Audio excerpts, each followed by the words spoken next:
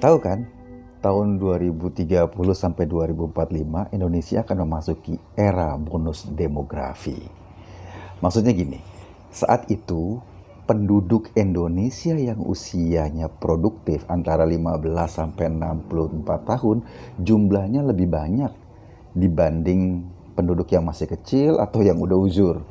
Kira-kira jumlah yang produktif itu sekitar 70%.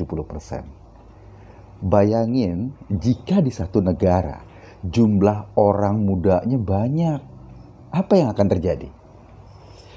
Kalau mereka semua bisa produktif, itu akan luar biasa hasilnya.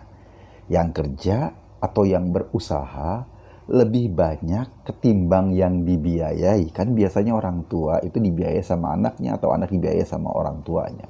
Tapi kalau mereka nggak bisa produktif, misalnya karena nggak ada lapangan pekerjaan, atau lapangan pekerjaannya ada, tapi kualifikasi tenaganya yang nggak masuk, nggak sesuai dengan lapangan pekerjaan, ini akan jadi bahaya buat Indonesia. Orang-orang muda yang nganggur jauh lebih bahaya ketimbang rombongan aki-aki yang nggak ada kegiatan. Gue ingat saat pidato pelantikan presiden periode kedua Jokowi. Presiden juga menyinggung soal ini. Maksudnya soal bonus demografi.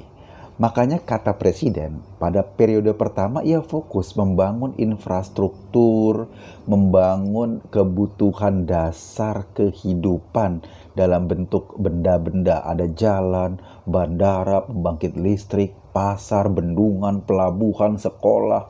Semua gencar dibangun. Nah sekarang pada periode kedua, presiden menekankan pembangunan SDM atau sumber daya manusia. Membangun manusia Indonesia agar bisa memanfaatkan semua infrastruktur tadi yang udah kebangun untuk kemajuan. Undang-undang kita udah mengalokasikan 20% anggaran buat pendidikan. Itu jumlahnya banyak banget. Tapi hasilnya apa? Kayaknya dunia pendidikan kita masih jauh dari harapan. Lo lihat aja hasil penilaian program for International Student Assessment atau PISA yang mengukur tingkat pendidikan dasar di dunia. Nah, dalam ukuran itu Indonesia selalu masuk 10 besar terbawah. Ini yang diukur kategori literasi, kemampuan matematika, dan sains. Itu terjadi dari tahun ke tahun. Indonesia nggak pernah naik kelas. Sementara negara tetangga kayak Cina atau Singapura itu jauh nilai PISA-nya di atas rata-rata Indonesia. Indonesia itu termasuk yang paling bawah. Nah, jika soal kemampuan dasar saja kita keteteran, apalagi soal-soal yang jauh lebih rumit. Padahal kita tahu dunia sudah memasuki alam digital, perubahan luar biasa. Anak-anak kita ini, adik-adik kita, bukan hanya nanti bersaing oleh sesama anak-anak Indonesia, tapi juga mereka bersaing dengan anak-anak di seluruh dunia. Jadi gue gak heran ketika Pak Jokowi menunjuk Nadiem Makarim sebagai Menteri Pendidikan. Iya, Nadiem memang bukan berlatar belakang pendidikan, atau bukan berlatar belakang pendidik. Ia pengusaha muda. Ia berhasil berselancar di era digital dengan usahanya. Ia tahu kebutuhan dunia ke depan tuh untuk jenis manusia yang seperti apa. Nah, Nadiem ini diminta Pak Jokowi untuk membuat revolusi di dunia pendidikan kita. Agar lulusan kita bisa adaptif terhadap kemajuan zaman. Agar anak-anak sekolah kita bisa merespon perkembangan zaman. Seperti kata pepatah, cuma orang culun yang mau mendapatkan hasil yang berubah, tapi segala sesuatunya dijalankan dengan cara-cara yang nggak mau berubah. Kalau hasilnya mau berubah, ya lakukan dengan cara yang berubah juga. Jadi kalau pendidikan kita mau maju, ya harus kita ubah. Nah, inilah keberanian Jokowi menempatkan seorang komandan yang nggak melulu berlatar belakang pedagogi. Oke deh, Kalau bicara pendidikan, kita mesti jujur deh. Sekolah-sekolah kita selama ini belum sanggup menjadi institusi yang disenangi sama anak-anak. Lo nggak percaya? Nonton film Indonesia atau sinetron-sinetron Indonesia. Lo perhatiin, saat bel pulang sekolah berbunyi, ini pas bel sekolah bubaran, anak-anak itu berteriak senang, hore gitu. Adegan itu cuma pengen menunjukkan bahwa bagi anak-anak sekolah adalah semacam penjara. Dan bel pulang, tanda pembebasan mereka dari keterkungkungan. Mungkin gak sih anak-anak yang mikir sekolah sebagai penjara ini bisa menikmati proses pendidikan yang baik di kelas? Mungkin gak mereka itu menikmati suasana pendidikan yang enak? Nah, Nadiem memperkenalkan konsep belajar merdeka.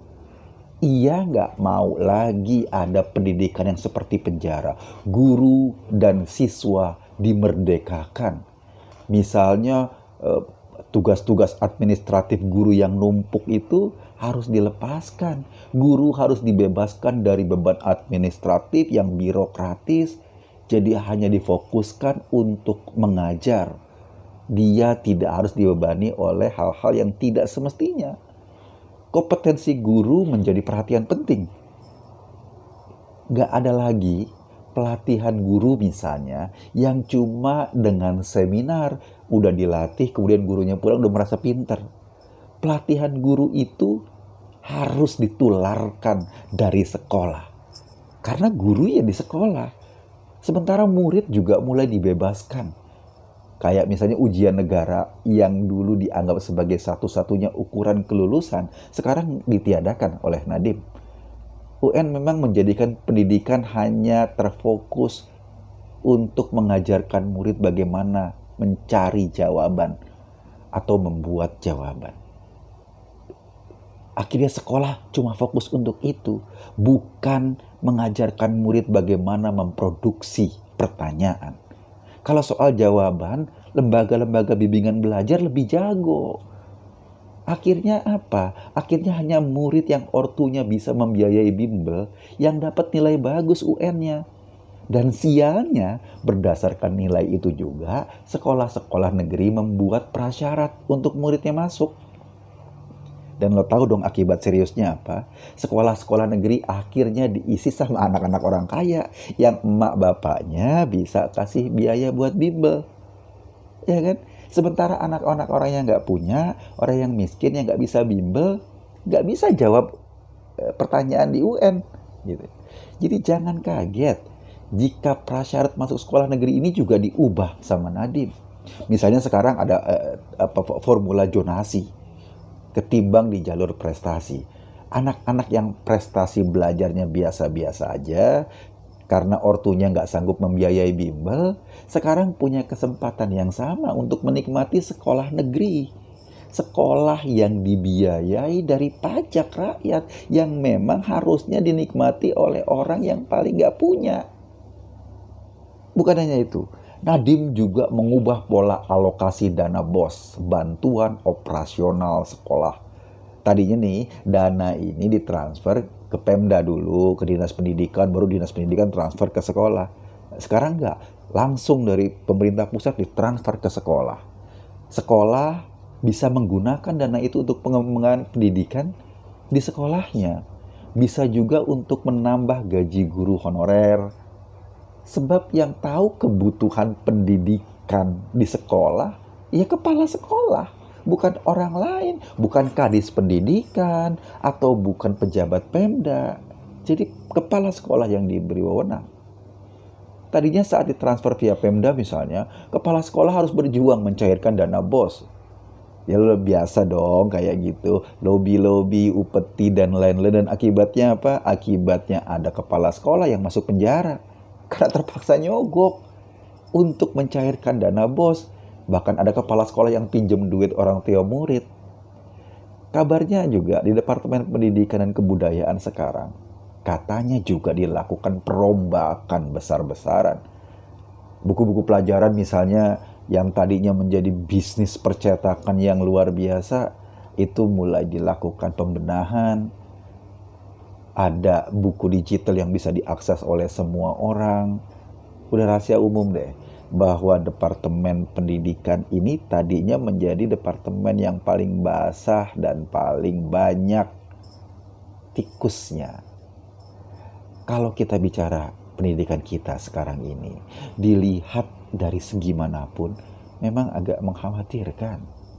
Sekolah gak banyak berperan dalam meningkatkan skill kehidupan siswa. Jadi boro-boro lulusan bisa menjawab kebutuhan zaman. Wong sekolahnya juga lebih banyak mengajarkan bagaimana cara menghafal dan melakukan kegiatan-kegiatan seremoni. Gua rasa Nadiem melihat itu. Ia ingin menyambut tantangan revolusioner yang diharapkan Presiden Jokowi di dunia pendidikan. Tapi ia juga sadar nilai hasil perubahan dalam dunia pendidikan yang gak bisa instan, gak bisa cepat. Waktu 5 tahun misalnya dia menjabat, gak cukup untuk membenahi sesuatu yang udah terlanjur carut-marut dan dikangkangi berbagai kepentingan. Bagi gua, kayaknya Nadiem sadar proses pembenahan di dunia pendidikan kita butuh waktu yang lama. Gak bisa kayak makan cabai, hari ini lo makan, hari ini lo gigit, langsung kerasa pedesnya di bibir.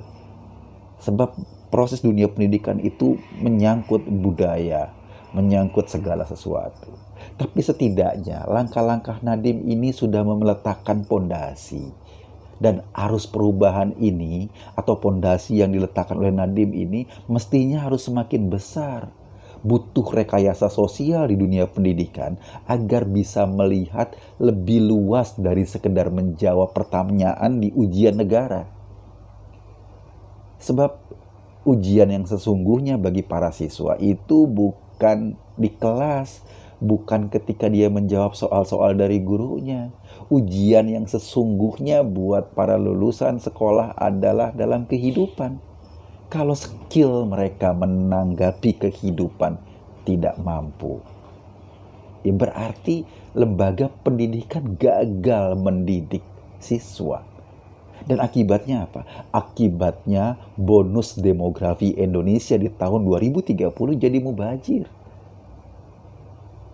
Di kacamata gua, Nadiem sebetulnya diam-diam sedang merancang sebuah revolusi. Revolusi yang bisa menjadi atau menjadi pondasi masa depan Indonesia. Buat gua menarik. Ini seru. Menteri yang masih muda dan sedang merancang sebuah perubahan besar. Dan menurut gua perlu didukung. Gua sih cuma ngajak kita semua nih berpikir melihat fenomena yang ada dalam dunia pendidikan kita. Selebihnya ya terserah lo. Makasih.